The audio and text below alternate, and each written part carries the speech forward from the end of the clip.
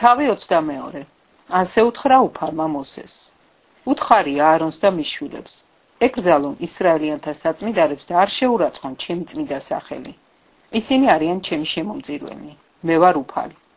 უთხარი მათ. ყველა, ვინც კი თქვენი თესლთაგანი თქვენს მოდგმაში გაუწმიდურებული მიუახლოვდება საწმიდარებს, რომლებსაც ისრაელიანები სწირავენ უფალს, უნდა მოიკვეთოს ჩემი პირიდან. მე ვარ უფალი. კეთილოვანი ან გამონადენიანი აარონის შთამომავალთაგან ვერ შეჭამს საწმიდარებს, ვიდრე არ გაწმიდავდება. ის, ვინც მიეკარება რაიმეს, მღვდლისგან გაუწმიდურებულს, ან ვისაც თესლის დენა აქვს, ან ვინც მიეკარება რომელიმე ქვეწარმავალს, რომლისგანაც უწმიდურდება, ან კაცს, რომელიც გააუწმიდურებს მას რაიმე უწმიდურობით, კაცი, რომელიც ყოველივე ამას მიეკარება, საღამომდე გაუწმიდურებულია და საწმიდარს ვერ შეჭამს, თუ ტანი წყლით არ დაიბანა. ჩავა მზე და ისიც გაწმიდავდება. მაშინ შეუძლია შეჭამოს საწმიდარი, რადგან ეს მისი პურია. ლეშიდან ამხეცავი არ უნდა ჭამოს, რომ არ გაუწმიდურდეს. მე ვარ უფალი. ახსოვდეთ ჩემი გაფრთხილებები, რომ ცოდვა არ დაიდონ და ცოდვილები არ დაიხოცონ, როცა შეურაცხყოფენ მას. მე ვარ უფალი, მათი წმიდა მყოფელი. უცხომ არავინ ჭამოს საწმიდარი, მღვდლის მდგმურმა და ქირისკაცმა არ უნდა ჭამოს საწმიდარი. მღვდლის მიერ საკუთარი ვერცხლით ნაყიდ შეუძლია ჭამოს იგი. მის სახლში დაბადებულებს შეუძლიათ ჭამონ მისი პური. მღვდლის ქალიშვილს, რომელიც უცხო კაცია გათხოვილი, არ შეუძლია ჭამოს შეწირული საწმიდარები.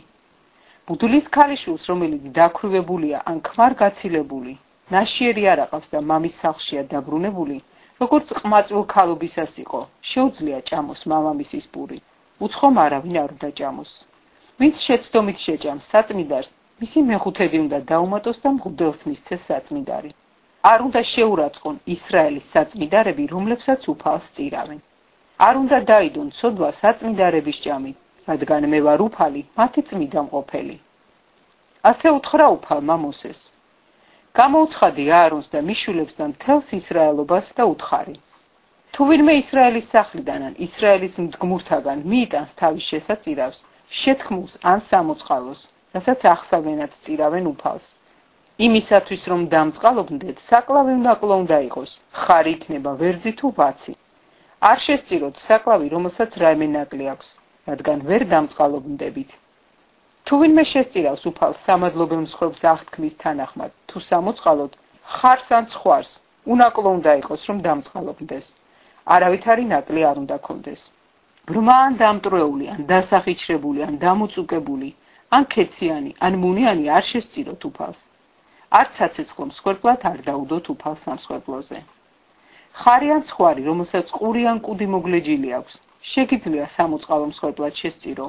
შეთქმულისთვის კი სამწყალობნო არ იქნება. საქონელი, რომელსაც ყვერები დაჭყლეტილი ან დაჩეჩქვილი ან მოგლეჯილი ან მოჭრილი აქვს, არ შესწირო უფალს. თქვენს მიწაზე ეს არ გააკეთოთ. უცხოელის ხელიდან მოცემულ პურს ნუ შესწირავთ თქვენს ღმერთს, რადგან გაფუჭებულია, ნაკლი აქვს, არ დამწყალობდებით. ელაპარაკა უფალი მოსეს და უთხრა. როცა გაჩნდება ხბო ან ბატკანი, ან ციკანი, 7 დღეს დედასთან ამყოფეთ. 8 დღის შემდეგ უკვე ივარგებს საცეცხლო მსხვერპლად უფლისთვის. არ დაკლათ ძროხა ან ცხვარი, ან თხა 1 დღეს თავის ნაშიერთან ერთად. როდესაც სამადლობელ მსხვერპლს უკლავთ უფალს, თქვენს დასამწყალობნებლად დაგალით. იმავე დღეს უნდა შეჭამოთ, დილამდე არ მოირჩინოთ, მე ვარ უფალი. დაიცავით ჩემი ბრძანებები და შეასრულეთ ისინი. მე ვარ უფალი. არ შეურაცხოთ ჩემი წმიდა სახელი, რომ წმინდა ვიყო ისრაელიანთა შორის. მე ვარ უფალი, თქვენი წმიდა მყოფელი, რომელმაც გამოგიყვანეთ ეგვიპტის ქვეყნიდან, რომ თქვენი ღმერთი მყოფილიყავი. მე ვარ უფალი.